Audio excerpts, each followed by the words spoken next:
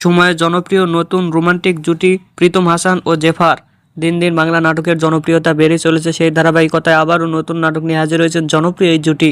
নাটকটির নাম তুমি আমি শুধু। এ নাটকটিতে অভিনয় করেছেন বর্তমান সময়ের আলোচিত অভিনেতা প্রীতম হাসান ও আলোচিত অভিনেত্রী জেফার। এই নাটকটি রচনা ও পরিচালনা করেন শিহাব শাহীন। নাটকটি খুব শীঘ্রই বিঞ্জ অরিজিনাল ওটিটি প্ল্যাটফর্মে মুক্তি পাবে। আপনারা দেখতে চাইলে অবশ্যই বিঞ্জ ওটিটি প্ল্যাটফর্মে চোখ রাখুন এবং নিয়মিত নতুন নতুন নাটকের আপডেট পেতে হলে অবশ্যই চ্যানেলটিকে সাবস্ক্রাইব করে রাখুন। পরবর্তী ভিডিওর জন্য অপেক্ষা করুন।